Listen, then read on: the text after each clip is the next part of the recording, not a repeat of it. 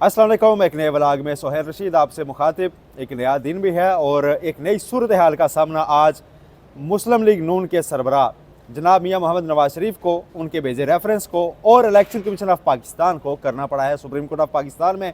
और ये इंतहाई टफ सूरत हाल थी, ये इंतहाई मुश्किल सूरत हाल थी और ये इंतहाई शर्मिंदा कर देने वाली सूरत हाल थी, जिसका सामना आज इलेक्शन कमीशन ऑफ पाकिस्तान को करना पड़ा है।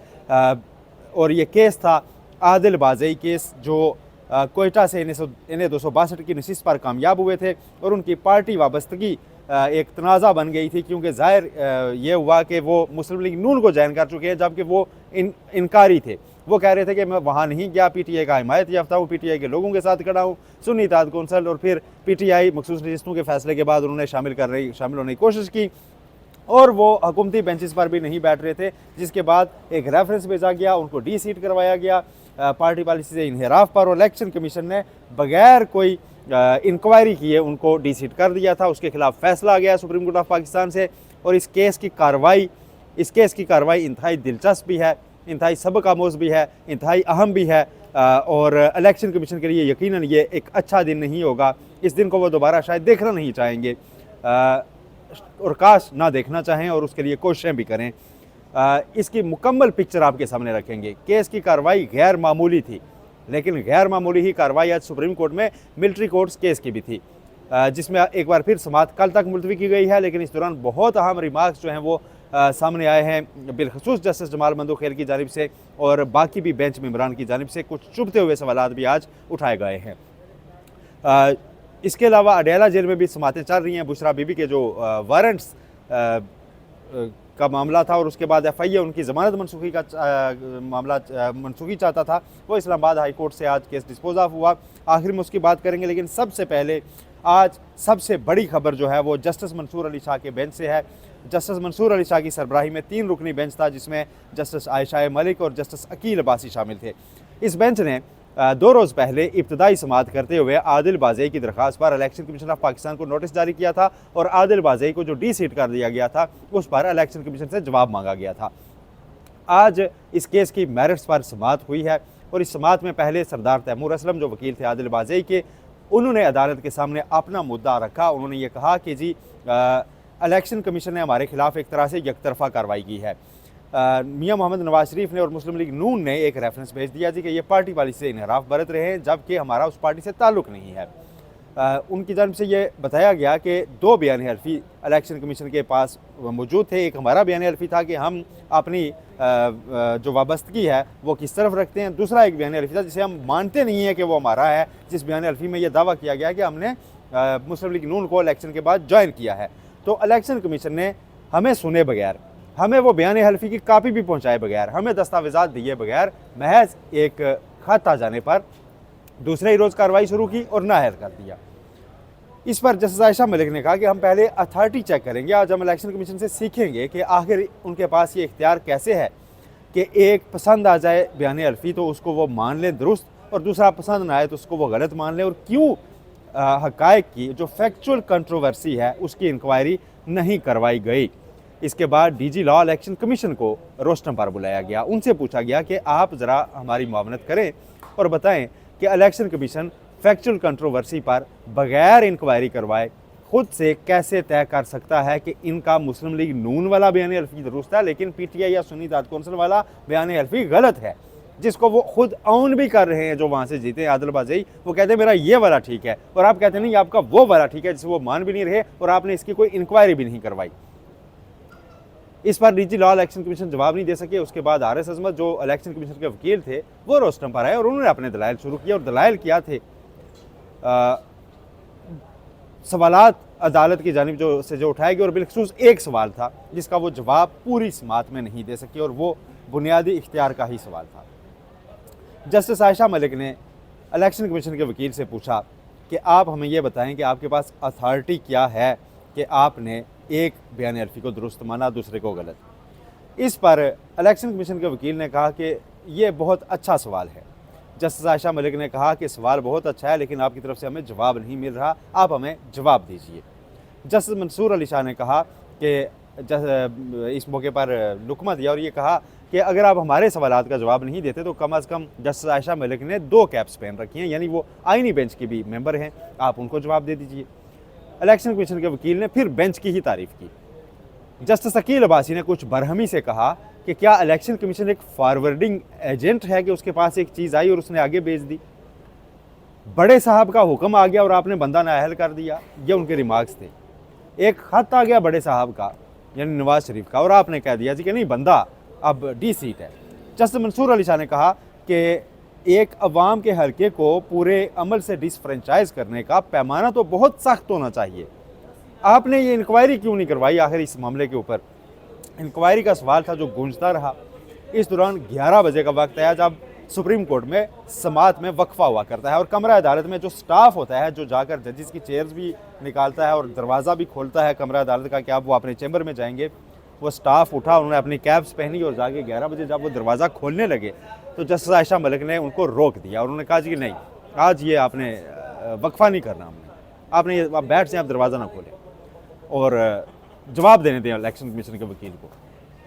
उनसे फिर पूछा गया जी कि आप हमारे सवाल का जवाब दें। इलेक्शन कमीशन के वकील ने फिर तारीफ़ की और ये कहा कि 2 केसेस मौजूद हैं जी, जावेद अहमद केस है और मंजूर अहमद जुल्फ़कार अहमद केस है। जस्टिस मंसूर अली शाह ने कहा कि आप की इतला के लिए आप दोनों केसेस का नाम भी गलत ले रहे हैं जिनका आप हवाला दे रहे हैं। ये जावेद हाशमी केस है और जुल्फ़कार भट्टी केस है। फिर उनसे हंसते हुए कहा कि आप तो हारिस अजमत ही हैं ना, आप अपना नाम तो नहीं बोले। इसके बाद फिर सवाल दोहराया गया कि भाई इंक्वायरी क्यों नहीं कराई? उन्होंने कहा जी कि ये अच्छा सवाल है और मैं अब अपने स्टार पॉइंट की तरफ आ रहा हूँ। तो इस पर उन्हें कहा गया जस्टिस मंसूर अली शाह की जानिब से कि हम तमाम समातें आपकी तरफ यकसू किए मुंतज़िर हैं कि आप हमें बताएं अपना स्टार पॉइंट आपका क्या है। तो वो स्टार पॉइंट भी कुछ नहीं था। स्टार पॉइंट में तीसरी बार बेंच की तारीफ की गई। तो इस पर जस्टिस आयशा मलिक ने कहा कि आप हमें गुड गुड कही जा रहे हैं, हमारे सवाल का जवाब नहीं दे रहे। आखिरी बार जब उनसे फिर पूछा गया तो वो कोई अथॉरिटी, कोई जवाब नहीं दे सका इलेक्शन कमीशन। तो सुप्रीम कोर्ट ने कमरा अदालत में ही मुख्तसर फैसला सुना दिया। जस्टिस मंसूर अली शाह ने स्टाफ को बुलाया और कहा जी के लिखवाया ऑर्डर जी के for reasons to be recorded later, यानी वजूहात पर मुश्तमिल फैसला बाद में जारी किया जाएगा। आदिल बाज़ई की अपील को मंजूर किया जाता है और इलेक्शन कमीशन का उनको डी सीट करने का फैसला कलअदम करार दिया जाता है। इलेक्शन कमीशन ने जिस जल्दबाजी में ये मामला किया था, 8 फरवरी से लेकर आज तक इलेक्शन कमीशन के ऊपर सवालात यही हैं और आज काश इलेक्शन कमीशन को और सारे अमल को डिफेंड करने वाले लोग कमरा अदालत में होते और देखते कि इलेक्शन कमीशन किस पानी में है। दूसरा केस यहाँ पर मिलिट्री कोर्ट से मुतालिक था।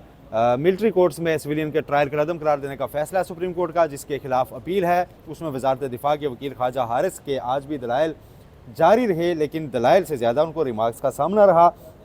ख्वाजा हारिस ने जो मौक़िफ़ रखा, उन्होंने कहा कि मखसूस हालात अगर ऐसे हैं जिनमें अदालती फ़ैसले भी कुछ मौजूद हैं कि सिविलियन का उन हालात में मिलिट्री कोर्ट्स में ट्रायल हो सकता है। और इस ज़मीन में उन्होंने FB अली और शेख रियाज अली केस का हवाला भी दिया। लेकिन जस्टिस मोहम्मद अली मज़हर ने रिमार्क्स दिए कि 4 जजेस ने फैसले में आर्मी एक्ट की दफ़ात को कलअदम भी अब करार दे दिया हुआ है। तो ख्वाजा हारिस ने कहा कि आर्मी एक्ट की दफ़ात को कलअदम करार देने का इख्तियार अदालत के पास नहीं है। जस्टिस जमाल मंदखोयल ने इस पर रिमार्क्स दिए कि इस तरह तो अगर कोई उकसाने का सोचे भी, जो आपके दलाइल हैं, अगर कोई उकसाए तो अगर वो उकसाने का सोचे भी तो क्या उस पर भी मिलिट्री कोर्ट्स का इतलाक होगा? जस्टिस जमाल मंदखोयल ने कहा कि एक बंदा आर्मी के डिसिप्लिन में है तो उस पर मिलिट्री डिसिप्लिन का इतलाक होगा, आर्मी एक्ट लागू भी होगा। एक बंदा अगर महकमा ज़राअत में है तो उस पर ज़राअत का डिसिप्लिन लागू होगा। एक बंदा सिरे से किसी महकमे में ही नहीं है तो उस पर कैसे किसी और डिसिप्लिन का इतलाक हो सकता है? फिर जस्टिस जमाल मंदखोयल ने यह कहा कि आप जो बातें कर रहे हैं इससे लगता है कि अगर कोई सोचे भी किसी को उकसाने का कि किसी को उकसाया जाए बगावत पर या किसी और चीज़ पर तो उस पर भी इसका इतलाक होगा। फिर जस्टिस जमाल मंदखोयल ने कहा कि क्या सिविलियन पर आर्मी एक्ट का इतलाक किया जा सकता है और क्या ये आर्टिकल 8 की खिलाफ वर्जी नहीं होगी? ख्वाजा हारिस ने कहा कि मिलिट्री ट्रायल में भी फेयर ट्रायल का जो आर्टिकल 10A है उसकी सहूलत हासिल है, वहाँ पे फेयर ट्रायल होता है।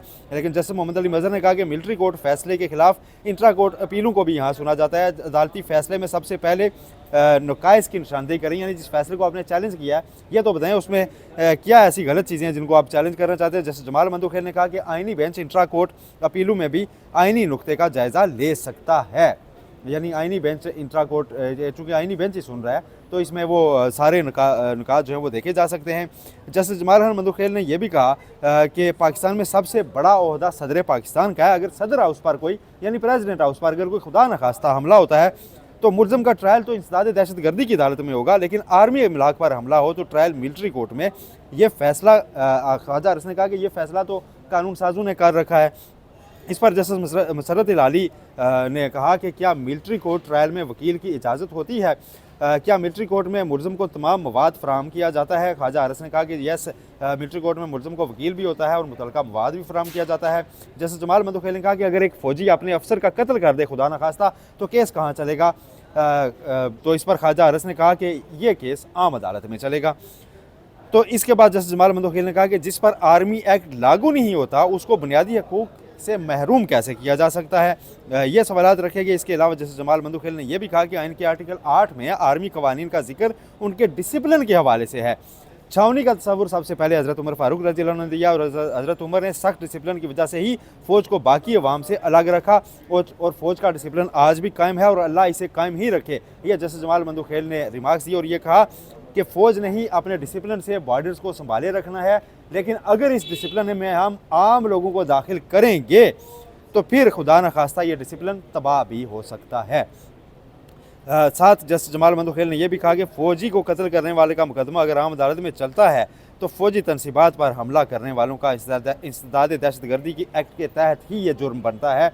यानी 9 मई के रोज़ अगर कुछ लोगों ने आर्मी तनसीबात पर यह हमला किया है तो जो उसका इतलाक भी फिर ATC में उसका केस चल सकता है। ये जस्टिस जमाल मंदुखेल ने कहा। और जस्टिस मसरत इलाली ने कहा कि ज़ाती अनात पर फ़ौजी का कत्ल अलग और बलोचिस्तान तर्ज पर फ़ौज पर हमला अलग चीज़ है। अदालत ने वफाकी हुकूमत से 9 और 10 मई की FIRs और दीगर तफसीलात भी तलब की हैं और ये समाअत कल तक मुलतवी की गई है। तीसरी खबर, बुशरा बीबी आज इस्लामाबाद हाई कोर्ट में पेश हुई, जहाँ FIA ने उनके खिलाफ दरख्वास्त दायर कर रखी थी कि वो ट्रायल कोर्ट में पेश नहीं हो रही, उनकी तोशाखाना 2 में ज़मानत मनसूख की जाए। ये केस निपटा दिया गया क्योंकि बुशरा बीबी सरेंडर कर चुकी, पहले ही ट्रायल कोर्ट में पेश हो चुकी है और इस वक्त वो डेरा जेल पहुँच चुकी हैं, जहाँ पर वो इमरान खान से भी मिलेंगी। उसके अलावा तोशाखाना 2 में फ़र्द जुर्म आयद होने का इम्कान है। इसके अलावा 190 मिलियन पाउंड स्कैंडल में आज मुमकिन तौर पर इमरान खान अपना डिफेंस दायर कर सकते हैं। उनके कौन कौन से गवाहान हैं उनको भी वो नाम दे सकते हैं। ये सारी तफसीलात अडयाला अपडेट्स शाम को दूसरे ब्लॉग में आपके सामने रखेंगे। अपना बहुत ख्याल रखिएगा। चैनल को सब्सक्राइब करना मत भूलिए। अल्लाह हाफिज़।